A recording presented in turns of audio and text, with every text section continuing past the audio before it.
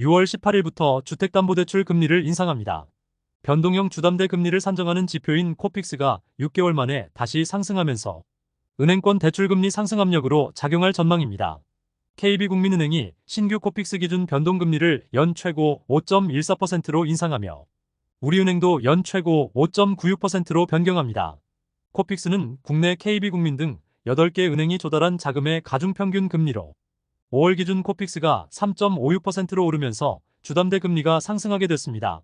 6개월 만에 다시 상승세로 돌아선 주담대 금리는 시장에 상당한 영향을 미칠 전망입니다.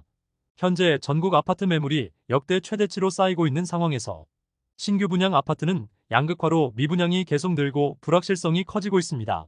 또 당장 7월부터 스트레스 DSR 2단계로 대출 한도가 줄면서 매수세가 더 감소할 전망이고 경매 시장으로 넘어가는 집들이 급증하면서 집값 하락 압력으로 작용할 가능성이 높습니다.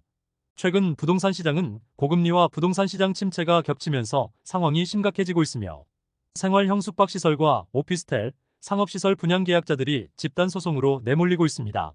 문제는 승소 가능성이 낮은 소송에 참여한 수분양자들은 중도금 연체 수수료가 눈덩이처럼 커지고 있습니다. 또 중도금 상환이 지연되면서 시공사들도 자금 흐름의 문제가 커지고 부실로 이어질 수 있습니다.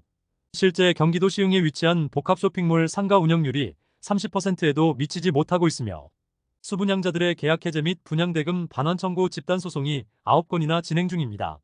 또 시와 거북섬에 위치한 상업시설 여러 곳과 반달섬 생숙 등에서도 집단 소송이 발생하고 있습니다.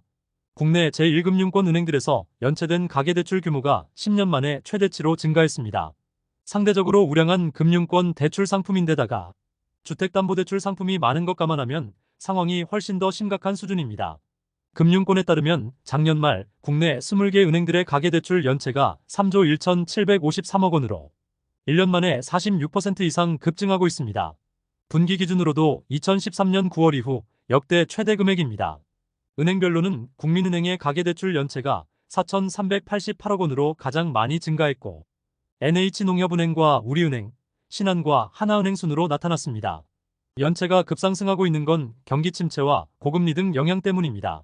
높은 금리가 장기화되면서 대출이자 상환 부담 금액이 증가했고 시장 상황까지 악화되면서 차주들의 어려움이 커졌습니다. 한국은행은 2022년 4월부터 올해 초까지 사상 최초로 7차례 연속 기준금리를 인상했으며 특히 작년 7월과 10월은 한 번에 0.5%를 올리는 빅스텝을 단행했습니다. 현재 한은 기준금리는 연 3.5%로 2008년 11월 이후 최고치를 유지하고 있습니다. 서민들이 벼랑 끝으로 내몰리면서 다른 대출 상품 상황도 심상치 않습니다.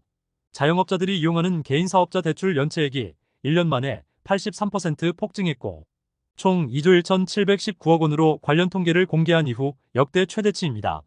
금융권 관계자는 가계대출 연체는 사실상 최후의 보루로 여겨진다며 여러 상품의 연체가 크게 확산되는 건 그만큼 현 상황이 어렵다는 것이라고 밝혔습니다. 최근 서울 부동산 시장 회복 기대감이 높아지고 있습니다. 그러나 일부 무순위 현장에서는 계속해서 미계약 물량이 속출하고 있고 매수자를 찾지 못하면서 불확실성이 커지고 있습니다. 청약홈 등에 따르면 서울 상도푸르지오 클라베뉴가 7차 무순위를 진행합니다. 전용 84타입 38세대가 미계약으로 남았습니다. 양천구 신정동 어반클라세 목동은 27가구를 무순위로 공급하고 전용 59타입은 최근 무순위에서 분양 가격이 1억 정도 낮아졌습니다. 또 남구로역 동일 센타시아와 화곡도 리브스카이 등도 이미 공급을 진행 중입니다. 부동산 시장 관계자는 최근 분양 시장도 양극화가 심화됐다며 서울 수도권도 분양 가격이 비싸면 매수자를 찾기가 어렵다고 전했습니다. 일반 신규 분양 현장도 서울과 지방의 분위기가 정반대로 엇갈리고 있습니다. 서울 강북권에선 소규모 단지 청약도 경쟁률이 500대 1을 기록하는 등 관심이 집중됐으나 지방에서는 대여급으로 평가되던 현장도 경쟁률이 1대1도 나오지 못하고 있습니다. 청약홈에 따르면 광진구 강변역 센트럴 아이파크가 1순위 45세대를 공급했고 총 22,235명이 청약하면서 평균 경쟁률 494대 1로 집계됐습니다. 총 215세대에 불과한 작은 단지임에도 입지와 상품성으로 청약 수요가 집중됐습니다.